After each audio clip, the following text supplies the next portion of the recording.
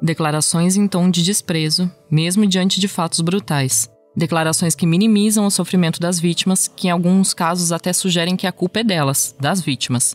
Declarações que têm como alvo ativistas, jornalistas, indígenas, entre outros grupos. Declarações que partem da maior autoridade política do país. Eu sou a Aline Pellegrini e esse aqui é o Durma Com Essa, o podcast de notícias do Nexo.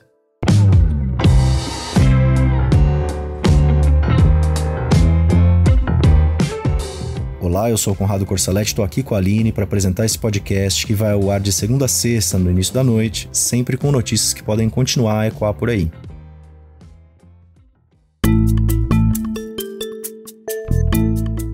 Segunda-feira, 13 de junho de 2022, dia em que Jair Bolsonaro criticou uma determinação do ministro Luiz Roberto Barroso do Supremo Tribunal Federal. Dessa vez não era um ataque do presidente da República envolvendo urnas eletrônicas ou inquéritos de fake news e milícias digitais. Bolsonaro não gostou que Barroso pediu para o governo agilizar as buscas ao jornalista britânico Dom Phillips e ao indigenista brasileiro Bruno Pereira. A dupla desapareceu em 5 de junho no Vale do Javari, região amazônica que fica próxima da fronteira com o Peru. Uma região de pesca ilegal e garimpo.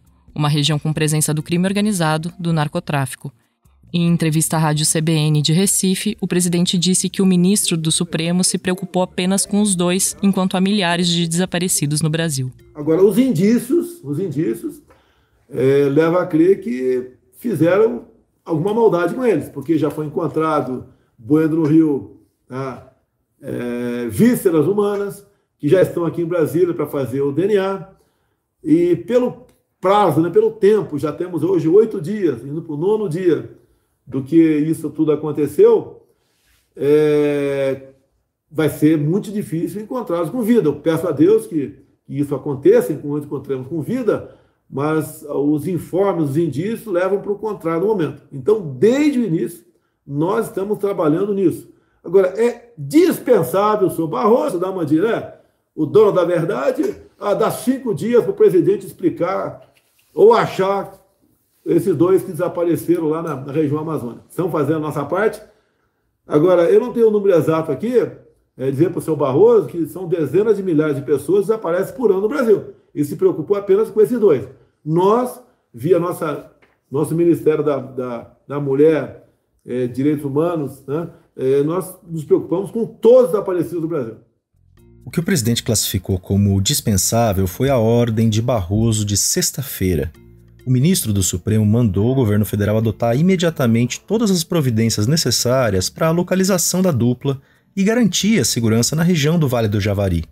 O Barroso também tinha estabelecido um prazo de até 5 dias para o governo apresentar um relatório com as providências tomadas para o cumprimento dessa decisão judicial. Bolsonaro disse durante o seu discurso na Cúpula das Américas, na sexta-feira, que o governo brasileiro está procurando incansavelmente Dom Phillips e Bruno Pereira. Apesar da fala reiterada do presidente, a primeira semana de buscas foi marcada por críticas em relação à lentidão do governo federal para agir no caso. Uma nota do Comando Militar da Amazônia, do Exército, divulgada um dia depois do desaparecimento, por exemplo, causou indignação. O texto dizia que o Exército estava em condições de cumprir a missão humanitária de busca e salvamento. Contudo, abre aspas, as ações serão iniciadas mediante acionamento por parte do escalão superior. Fecha aspas. No caso de Bolsonaro, as reações têm seguido um padrão. Ele é cobrado, diz que lamenta, que o governo está trabalhando para encontrar a dupla e aproveita para fazer ressalvas. No dia 7 de junho, 2 dias depois do desaparecimento, o Bolsonaro chegou a culpar Dom e Bruno em entrevista ao SBT. E realmente 2 pessoas apenas num barco, numa região daquela, completamente selvagem. É uma aventura que não é recomendável que se faça, Tudo pode acontecer. Aí no sábado agora em Orlando, na Flórida, durante a viagem que o presidente fez aos Estados Unidos para participar da Cúpula das Américas, teve essa declaração aqui a jornalistas. Ali é um mundo, tem índios isolados, tem muito ilícito na região também, droga existe no mundo todo. Eles, quando partiram, as informações que temos não foi acertado com a FUNAI, então acontece, as pessoas abusam, e as coisas acontecem. A Univaja, a União das Organizações Indígenas do Vale do Javari, disse na quinta-feira que o Bruno Pereira tinha recebido, no dia 15 de maio, uma autorização para entrar na terra indígena do Vale. Segundo a FUNAI, a Fundação Nacional do Índio, essa autorização venceu no dia 31 de maio. A FUNAI disse em nota que o ingresso do indigenista na terra indígena aconteceu sem o conhecimento dos setores competentes na sede do órgão em Brasília e que vai apurar o caso internamente. Eles também disseram que não há menção ao nome do jornalista Dom Phillips na solicitação de ingresso citada pela Univaja. O jornalista Dom Phillips e o indigenista Bruno Pereira começaram a viagem pela região do Vale do Javari em 3 de junho. A viagem incluiria entrevistas com ribeirinhos e indígenas sobre a vigilância do território. Segundo nota da Univaja, a dupla foi vista pela última vez por moradores da comunidade São Gabriel. Mais cedo, eles tinham visitado uma equipe de vigilância indígena da FUNAI, nas proximidades do Lago do Jaburu. Em 5 de junho, dia em que desapareceram, os dois navegavam em direção à cidade amazonense Atalaia do Norte, através do rio Itaquaí, mas não deram mais notícias. O Corpo de Bombeiros encontrou no domingo agora, uma semana depois do desaparecimento, uma mochila com pertences do Dom e do Bruno. Dentro dessa mochila tinha um cartão de saúde com o nome do Bruno, além de um notebook, roupas e livros dos dois. A mochila estava amarrada numa árvore submersa no rio e foi resgatada por mergulhadores.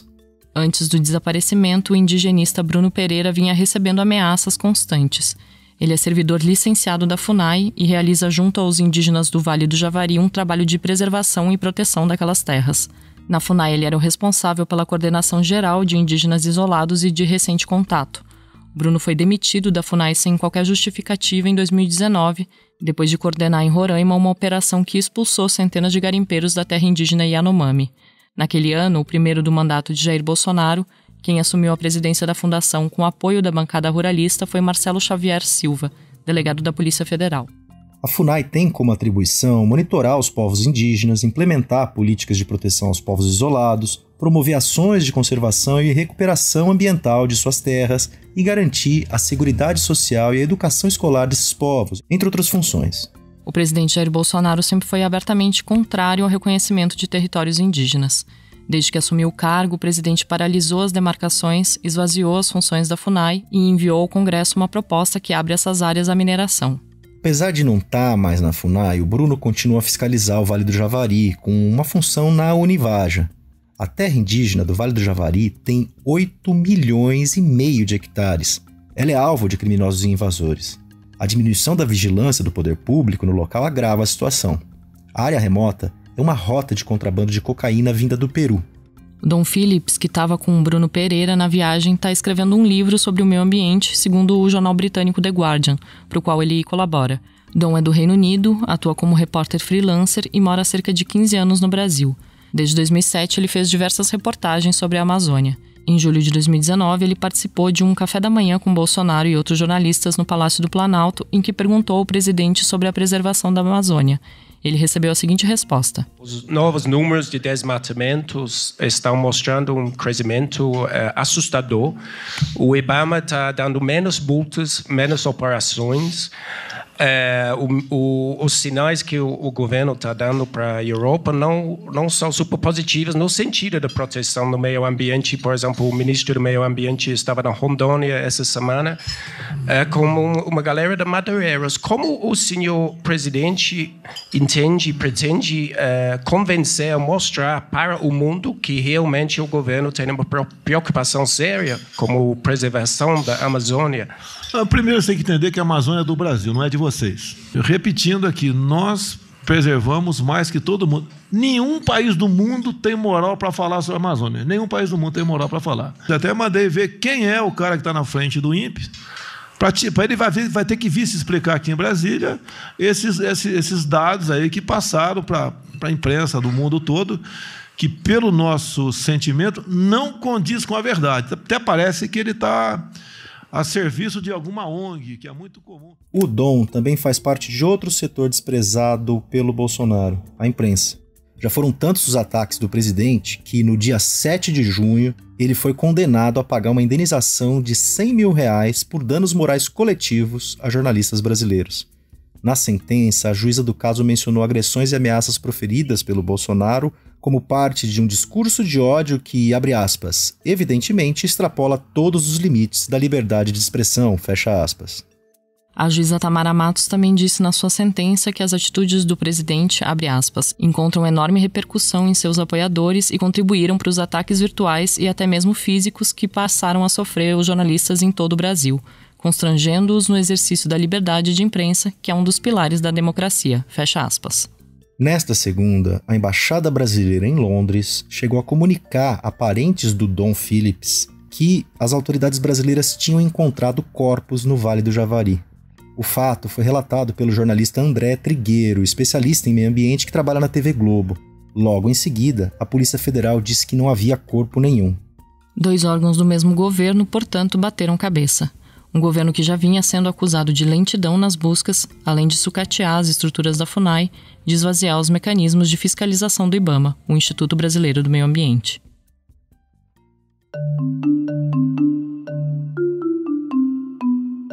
As características do desaparecimento do jornalista britânico e do indigenista brasileiro têm levado o caso a ser comparado nas redes sociais com o da vereadora carioca Marielle Franco. O Dom e o Bruno sumiram após relatar e combater a invasão de terras indígenas. Marielle foi morta após denunciar casos de abuso de autoridade contra moradores de comunidades do Rio. Marielle foi morta a tiros junto com seu motorista Anderson Gomes em 2018. Depois da sua morte, ela virou um símbolo da luta antirracista e por direitos humanos, além de inspiração de mobilização e atuação. Em entrevista ao Nexo, em 2021, a Aniele Franco, irmã da Marielle, disse que a representatividade da vereadora começava, abre aspas, pelo corpo dela, com várias lutas, mãe solo, sapatão, bissexual, favelada, mulher preta. Tinham muitas coisas em uma única luta, fecha aspas. Para Aniele Franco, o legado da Marielle transcendeu a política partidária para atingir movimentos sociais, mães solteiras e mulheres faveladas e pretas. A morte da Marielle gerou uma comoção imensa. E um grupo de pessoas, assim como o Bolsonaro fez ao comentar o desaparecimento do Dom e do Bruno, questionou o espaço dado ao caso dela, dizendo se tratar de uma comoção seletiva. Uma crítica que quase sempre aparecia acompanhada do argumento segundo o qual outras mortes violentas não causam tanta mobilização. Bolsonaro não lamentou a morte de Marielle e não se pronunciou sobre o caso que ocorreu às vésperas da campanha que o elegeria presidente em 2018. Ele falou sobre a morte em 2019 para se defender das acusações de que ele, amigos e familiares estariam envolvidos no crime, algo que nunca foi comprovado. Em 2020, o presidente usou a morte de Marielle para atacar seu ex-ministro Sérgio Moro. Na ocasião, ele comparou a facada que levou durante a campanha presidencial em 2018 ao assassinato da vereadora. A PF de Sérgio Moro mais se preocupou com Marielle do que com seu chefe supremo. Cobrei muito deles aí. Não interferi. Eu acho que todas as pessoas de bem no Brasil querem saber. E entendo, me desculpe, senhor ex-ministro, entre meu caso e da Marielle, o meu está muito menos difícil de solucionar. A fala foi vista como ofensiva pelos familiares da Marielle. A viúva da vereadora Mônica Benício disse numa entrevista ao portal UOL que o Bolsonaro insistiu em desumanizar a vereadora. Abre aspas para ela. Ele demonstrou isso mais de uma vez em seu pronunciamento quando disse que a vida de um presidente tem um significado. A de Marielle também tinha. Bolsonaro utiliza um dispositivo do racismo ao desumanizar uma mulher negra, negando o valor de sua vida e de sua história. Fecha aspas. 4 anos depois, ainda não tem resposta sobre quem foi o mandante do assassinato de Marielle. Na semana passada, o Bolsonaro voltou a falar sobre a vereadora em conversa com apoiadores antes de decolar para os Estados Unidos para participar da Cúpula das Américas. Ninguém conhecia a Marielle até o dia que, lamentavelmente, ela foi assassinada. Ninguém conhecia. Eu acho que uma vez me falaram que no elevador subiu com ela na Câmara, né? Fora isso, ninguém se lembrava dela. A historiadora e professora Lília Schwartz, colunista aqui do Nexo, falou com o Durma com Essa sobre o desprezo do presidente e sobre a relação entre os casos da Marielle, do Dom e do Bruno. O presidente Jair Bolsonaro, desde que foi eleito, ele mostrou que não praticava a máxima de que a política é a lógica da formação de consensos. Ele sempre deixou claro que governava e iria governar em nome daqueles que guardavam os mesmos valores que os dele, enfim, pessoas heteronormativas, cristãs, evangélicas, em geral brancas. Nesse sentido, sobretudo, Bruno, o caso de Bruno, de Dom e de Marielle são muito significativos, porque são pessoas que lutavam por um Brasil diferente, um Brasil mais inclusivo, um Brasil menos racista, um Brasil que incluísse os negros, que incluísse os indígenas, e também pessoas que lutavam pelas questões do meio ambiente, que são temas que incomodam a Jair Bolsonaro, porque Jair Bolsonaro está a favor das mineradoras, das madeireiras, né, e tem contribuído largamente para o desmatamento assassino da Amazônia. Então ele considera essas pessoas como outros, seus outros, e portanto não tem que defendê-los. O desdém presidencial apareceu em vários outros momentos do seu mandato. Apareceu nos momentos mais agudos da pandemia de Covid-19, quando Bolsonaro chegou a imitar alguém com falta de ar ao falar da doença que matou quase 700 mil brasileiros. Diz que não era coveiro, entre outras frases assim. Apareceu também recentemente, depois de outra morte, a de Genivaldo de Jesus Santos. Genivaldo morreu em 25 de maio, depois de ser asfixiado por policiais rodoviários federais em Umbaúba, em Sergipe. Ele foi colocado no porta-malas de uma viatura, onde foi obrigado a inalar spray de pimenta e gás lacrimogênio, que foram lançados pelos agentes. Durante uma coletiva de imprensa, o Bolsonaro deu a seguinte declaração: Não podemos generalizar tudo o que acontece em nosso Brasil. A PRF faz um trabalho excepcional para todos nós, nos momentos difíceis, numa sendo uma pista, geralmente não, são os primeiros a chegar e proporcionar o conforto. O Genivaldo tinha 38 anos e sofria de esquizofrenia. O episódio causou repercussão inclusive no exterior, onde foi comparado ao do americano George Floyd. No Brasil, protestos cobraram a punição dos policiais. No caso do Genivaldo, é mais um caso que revela uma outra faceta do presidente, que é um presidente sem humanidade, sem afeto, porque ele não se afeta pelo outro, ele não se identifica com o outro. E, portanto, Genivaldo, para ele, representava uma pessoa com problemas mentais, uma pessoa pobre, e que para ele não é importante. Ao contrário, para ele é mais importante sempre mostrar a sua aliança com a caserna, com os militares, com a polícia. Então, enfim, esses são comportamentos típicos de um presidente autoritário, populista, que para governar constitui polaridades que precisam se odiar, porque a lógica de Jair Bolsonaro é que o outro não é um adversário, o outro é um inimigo e que, portanto, tem que ser eliminado, ou então, o que não merece a minha proteção.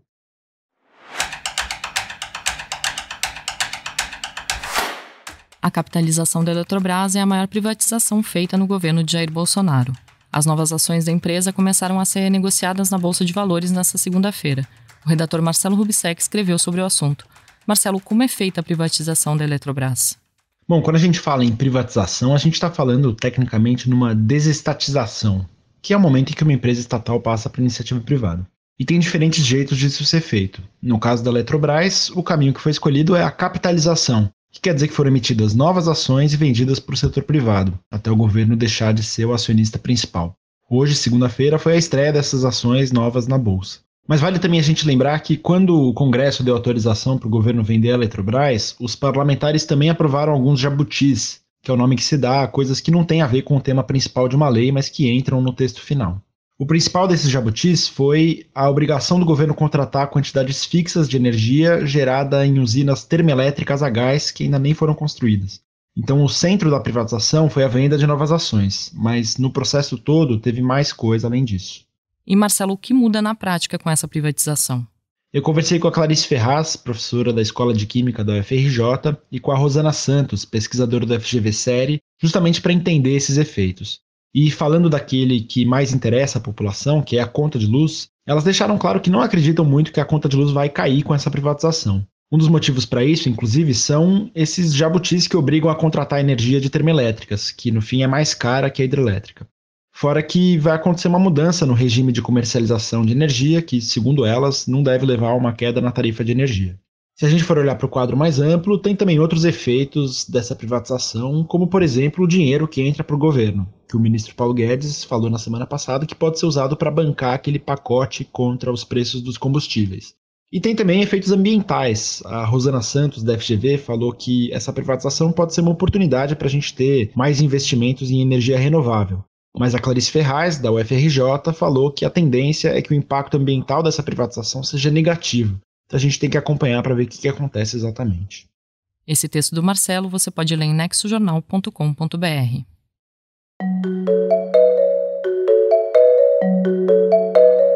O primeiro turno das eleições legislativas da França aconteceu no domingo.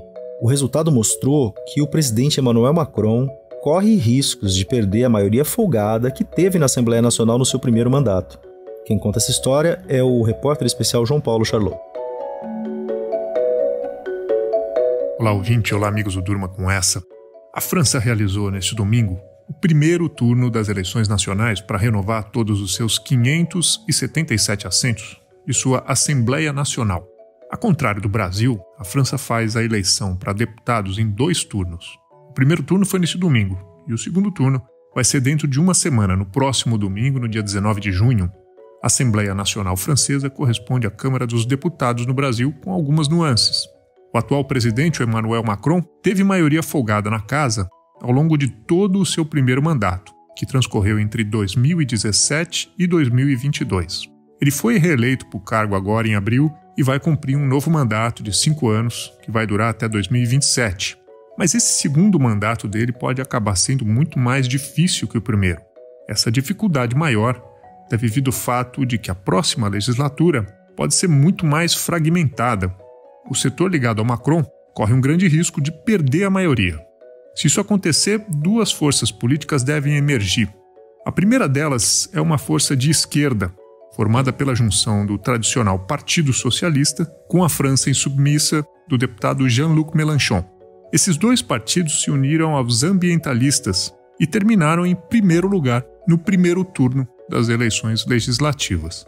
A segunda força é a da extrema-direita, que está reunida em torno da Marine Le Pen, que a cada nova eleição vem ganhando mais e mais espaço no país.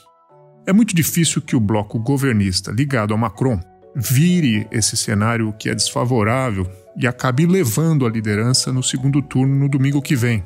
Pode até acontecer, mas o mais provável é que ele passe os próximos 5 anos tendo de negociar muito mais com o Congresso. Na esquerda, o Mélenchon alimenta um sonho ambicioso, o de que seu setor político consiga uma maioria tão expressiva na Assembleia Nacional que obrigue Macron a abrir espaço no atual governo, criando uma coabitação forçada por meio da qual a esquerda retomaria parte do poder que vem perdendo a cada nova eleição na França.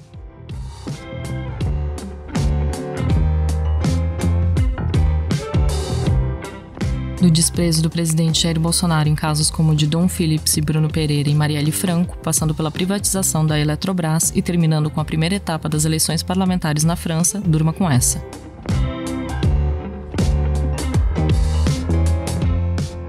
Com roteiro de Aline Pellegrini, produção de Conrado Corsaletti, participações de Marcelo Rubsec e João Paulo Charlot e edição de áudio de Roberto Soares, termina aqui mais um Durma com Essa. A imagem que a gente usa para apresentar o episódio de hoje é do Cristiano Siqueira, artista que responde nas redes sociais pelo @CrisVector. Amanhã tem mais Durma com Essa. Até!